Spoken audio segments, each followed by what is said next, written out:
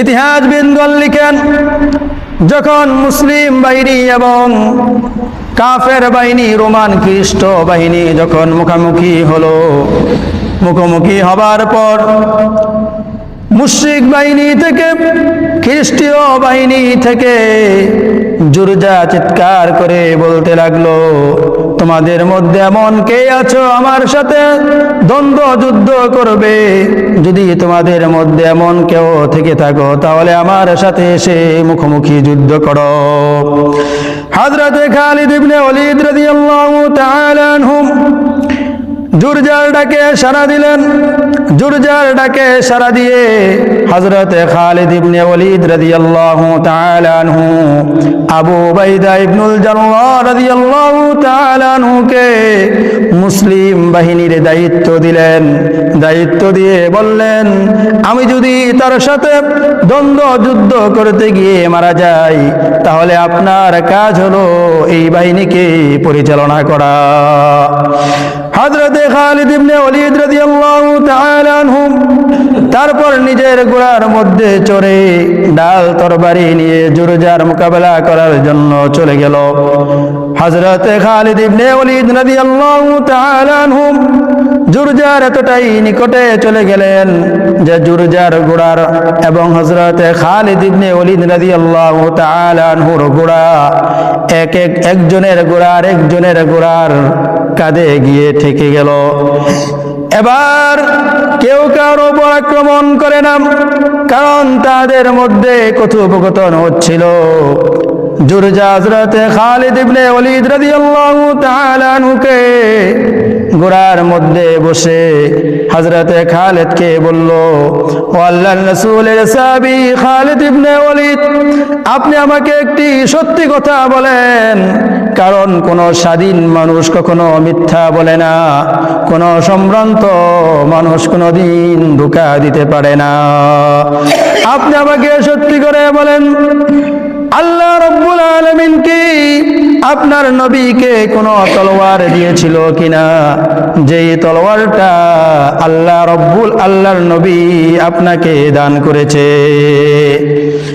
আর সেই তলোয়ারের মাধ্যমে আপনি যেই জাতির বিরুদ্ধেই যুদ্ধ করেন আল্লাহ রাব্বুল আলামিন আপনাকে বিজয় দান করেন। হযরত খালিদ ইবনে ওলীদ রাদিয়াল্লাহু তাআলা আনহু বলেন, ও জুরজা শুনো, আল্লাহ রাব্বুল আলামিন আমাদের নবীকে আসমান থেকে কোনো তরবারি দেয় নাই, আমাদের নবীও আমাকে কোনো তরবারি দেয় নাই।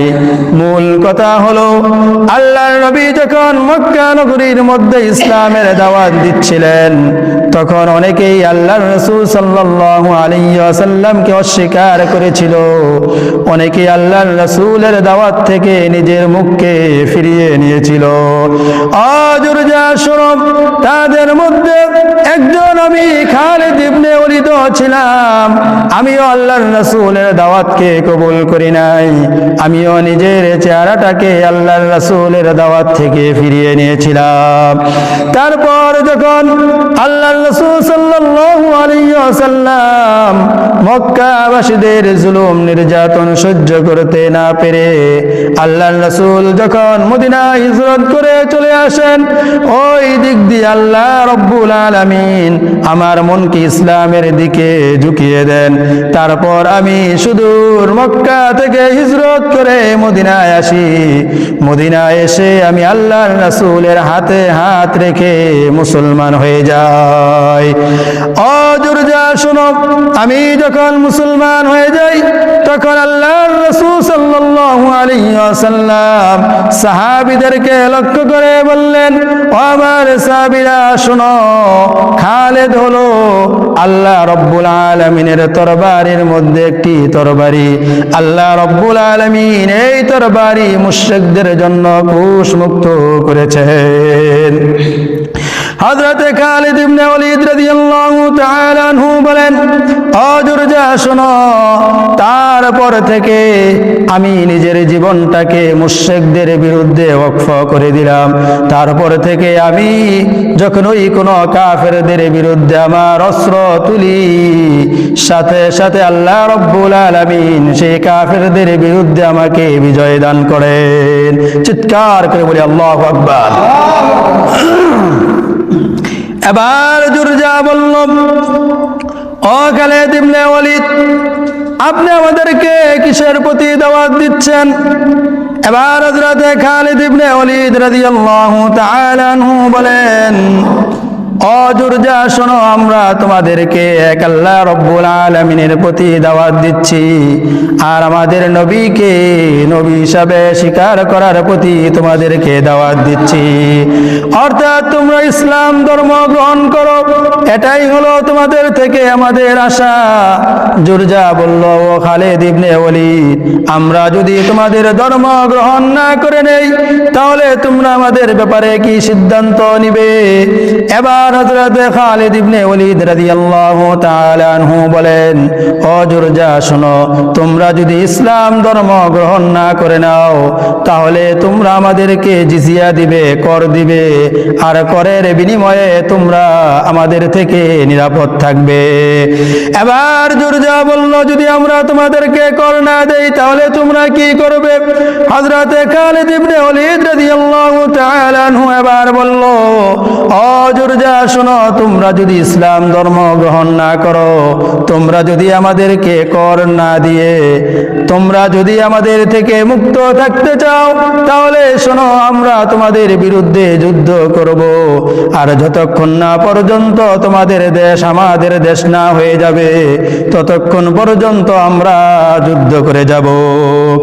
এবার জুরজা বলল, হে আল্লাহর রাসূলের সাহাবী খালিদ ইবনে ওয়ালিদ, আমি যদি আজকে মুসলমান হয়ে যাই, তাহলে তোমাদের ধর্মের মধ্যে আমার সম্মান কি হবে?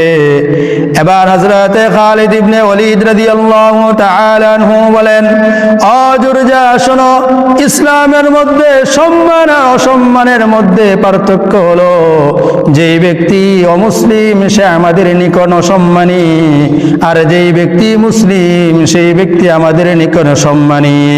অর্থাৎ কোন ব্যক্তি যখন মুসলমান হয়ে যায়, তখন তার সম্মান আর অপরাপর সকল মুসলমানের সম্মান সমান হয়ে যায়।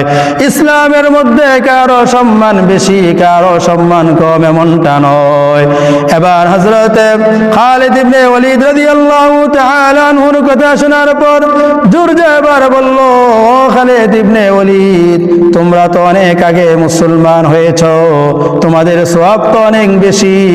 আমরা যদি এখন মুসলমান হই, তাহলে আমাদের সওয়াব তো তোমাদের থেকে অনেক কম হবে।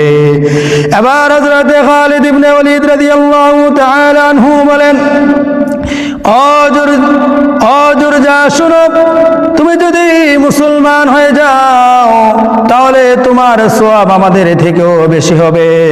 কারণ হলো, আমরা আল্লাহর রাসূল সাল্লাল্লাহু আলাইহি ওয়াসাল্লামকে স্বচক্ষে দেখেছি, আমরা আল্লাহর রাসূল সাল্লাল্লাহু আলাইহি ওয়াসাল্লামের মুজিজা দেখেছি, তারপর আমরা আল্লাহর রাসূলের হাতে হাত রেখে মুসলমান হয়েছি। আর তোমরা সব কিছু দেখা ছাড়াই মুসলমান হচ্ছ, এই জন্য তোমাদের সওয়াব আমাদের থেকেও বেশি হবে। চিৎকার করে বলে আল্লাহু আকবার। এবার জুরজা বলল, হে আল্লাহর রাসূলের সাহাবী খালিদ ইবনে ওয়ালিদ, আপনি কি সত্যি বলছেন নাকি আমাকে ধোঁকা দিচ্ছেন? হযরতে খালিদ ইবনে ওয়ালিদ রাদিয়াল্লাহু তাআলা আনহু বলেন, আমি তোমাকে কোনো ধোঁকা দিচ্ছি না, আমি তোমার সাথে কোনো মিথ্যা বলছি না, আমি যা বলেছি সত্য বলেছি। তুমি যদি ইসলাম ধর্ম গ্রহণ করো, তাহলে আল্লাহ রাব্বুল আলামিন তোমাকে দ্বিগুণ সওয়াব দান করবেন। এবার জুরজা নিজের ডালটা নিজের সামনে থেকে নামিয়ে হযরতে খালিদ ইবনে ওয়ালিদ রাদিয়াল্লাহু তাআলা আনহুকে বলল, হে আল্লাহর রাসূলের সাহাবী খালিদ ইবনে ওয়ালিদ, আপনি দয়া করে আমাকে মুসলমান বানিয়ে নেন, আমি মুসলমান হতে চাই। চিৎকার করে বলি আল্লাহু আকবার। হযরতে খালিদ ইবনে ওয়ালিদ রাদিয়াল্লাহু তাআলা আনহু এবার জুরজাকে নিজের তাঁবুর মধ্যে নিয়ে আসলেন। জুরজাকে নিজের তাঁবুর মধ্যে এনে গোসল করালেন। গোসল করানোর পর জুরজাকে কালিমা পড়ালেন। জুরজা কালিমা পড়ে মুসলমান হয়ে গেল। জুরজা কালিমা পড়ে মুসলমান হয়ে যাবার পর হযরতে খালিদ ইবনে ওয়ালিদ রাদিয়াল্লাহু তাআলা আনহু জুরজাকে বললেন, আপনি 2 রাকাত নামাজ পড়ে নেন। আল্লাহ রাব্বুল আলামিন যেহেতু আপনাকে ইসলামের মতো বড় একটি নিয়ামত দান করেছেন, এই জন্য আপনি 2 রাকাত নামাজ পড়ে নেন।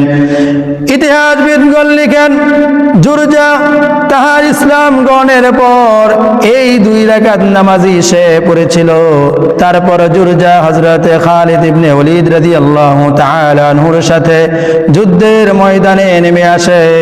রোমক বাহিনী যখন দেখলো জুরজার সাথে হযরতে খালিদ ইবনে ওয়ালিদ রাদিয়াল্লাহু তাআলা আনহু, জুরজা এবং খালিদ ইবনে ওয়ালিদ রাদিয়াল্লাহু তাআলা আনহু উভয় যুদ্ধের ময়দানে নেমে এসেছে, তাদের আর বুঝতে বাকি রইল না জুরজা মুসলমান হয়ে গেছে। ওই দিক থেকে রোমক বাহিনী আকস্মিক হামলা শুরু করে দিল। ইতিহাসবিদগণ লিখেন, তারপর মুসলমানরা প্রাথমিক পর্যায়ে রোমকদের হামলা সহ্য করতে না পেরে মুসলমানরা পলায়ন করতে শুরু করে দিল।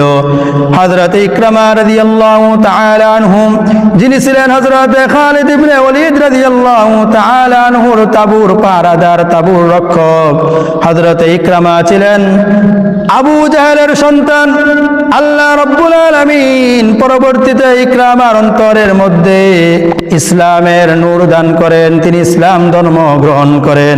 ইকরামা যখন সেই সিরিয়ার যুদ্ধের মধ্যে যখন দেখল মুসলমানরা পলায়ন করছে, তখন ইকরামা চিৎকার দিয়ে বলে উঠল, ও মক্কা শোনো, আমি জীবনে রাসূলের বিরুদ্ধে অসংখ্য যুদ্ধ করেছি, আজ আমি তোমাদের থেকে পলায়ন করব তা হতে পারে না। এই কথা বলে ইকরামা চিৎকার করে যুদ্ধের ময়দানে বলতে লাগলো, তোমাদের মধ্যে কে আছো আজ আমার হাতে মৃত্যুর চুক্তি করবে? এই কথা বলার সাথে সাথেই 400 যোদ্ধা হযরত ইকরামা রাদিয়াল্লাহু তাআলা আনহুর সাথে মৃত্যুর বাইয়ান গ্রহণ করলো। তারপর তারা বীর বিক্রমে শহীদ যুদ্ধ করলো। এমন ভাবে তারা যুদ্ধ করলো যে রোমকদের বাহিনী ছত্রভঙ্গ করে দিল। তারপর রোমকরা আবার যখন ঐক্যবদ্ধ হয়ে মুসলিম বাহিনীর দিকে আসতে লাগলো, এবার হযরতে খালিদ ইবনে ওয়ালিদ রাদিয়াল্লাহু তাআলা আনহু জুরজাকে সাথে নিয়ে যুদ্ধের ময়দানে নেমে গেল। ইতিহাসবিদগণ লিখেন, সকাল থেকে সন্ধ্যা পর্যন্ত হযরতে খালিদ ইবনে ওয়ালিদ রাদিয়াল্লাহু তাআলা আনহু জুরজাকে সাথে নিয়ে যুদ্ধ করলো। সন্ধ্যার সময় জুরজা মারাত্মকভাবে আহত হলো এবং জুরজা সেই যুদ্ধের মধ্যে শাহাদাত বরণ করলো। চিৎকার করে বলি আল্লাহু আকবার। তারপরে একটানা 6 দিন যুদ্ধ হলো। একটানা 6 দিন যুদ্ধ হবার পর মুসলিম বাহিনীর হাতে চরম পর্যায়ে রোমকরা পরাজয় বরণ করলো। রোমকরা পরাজয় বরণ করার পর রোমকদের বাদশা হিরাক্লিয়াস সিরিয়া ছেড়ে রোমের রাজধানীর মধ্যে পলায়ন করতে বাধ্য হলো। চিৎকার করে বলি আল্লাহু আকবার। আমাদের কাজ হলো যারা জালেম, যারা ইসলামের শত্রু, তাদের বিরুদ্ধে দাঁড়িয়ে লড়াই করা। আর আল্লাহ রব্বুল আলামিনের কাজ হলো মুসলমানদেরকে সাহায্য করে বিজয় দান করা। কথা বলেন ঠিক কিনা? এই জন্য আমরা যখনই আমাদের জন্য যখন কোনো ডাক আসবে, অবশ্যই আমরা কাফেরদের বিরুদ্ধে আমাদের দাঁড়িয়ে যাইতে হবে। কথা বলেন ঠিক কিনা? এই যে সিরিয়ার এই বিজয়ের মাধ্যমে আমরা আশা করতে পারি ইনশাল্লাহ অচিরেই আমরা দেখতে পারবো যেই বাইতুল মুকাদ্দাস এখন ইহুদিদের হাতে জব্দ, সেই বাইতুল মুকাদ্দাস অচিরেই জয় হবে এবং আমাদের প্রিয় বাইতুল মুকাদ্দাস ইহুদিদের থেকে মুক্ত হবে। কথা বলেন ঠিক কিনা? আজকে আমরা এই জয়ের মাধ্যমে আমরা আশা রাখতে পারি আমাদের যেই সৌদি আরবের মতো পবিত্র যেই ভূখণ্ড, বর্তমান বাদশা বিভিন্ন ধরনের নাচ গান জারি করে, অসংখ্য সিনেমা হল জারি করে যেই পবিত্র ভূমিটাকে তারা নাপাক করে রেখেছে, ইনশাল্লাহ অচিরেই এই সৌদি আরব এই দালাল সরকারদের থেকে মুক্ত হবে এবং সৌদি আরবের মাটি আবার পবিত্রতা ফিরে পাবে। কথা বলেন ঠিক কিনা? যেই বাবরি মসজিদ ভারতের মধ্যে প্রায় 700 বৎসর ধরে বিদ্যমান ছিল, সেই বাবরি মসজিদকে ভারতের নরেন্দ্র মোদী ভেঙ্গে সেখানে রাম মন্দির করেছে। আমরা ইনশাল্লাহ আশাবাদী সেই সুখবর আমরা অচিরেই শুনতে পাইব। এই ভারত যেটা 200 বৎসর পূর্বে মুসলমানদের ভূখণ্ড ছিল, সেই ভারত আবার জয় হবে। এই রাম মন্দির ভেঙ্গে সেখানে ইনশাল্লাহ আবার আমাদের বাবরি মসজিদ তৈরি হবে। কথা বলেন ঠিক কিনা? আল্লাহ তাআলা আমাদের সকলকে এই যুদ্ধের মিছিলের মধ্যে, শহীদের মিছিলের মধ্যে শামিল হওয়ার তৌফিক দান করুন এবং সকল কাফেরদেরকে দুনিয়া থেকে তুলিশাত করে ইসলামকে সেই আল্লাহর রাসূলের জামানার মতো প্রতিষ্ঠিত করার তৌফিক দান করুন। সকলে আওয়াজ করে বলি আমিন।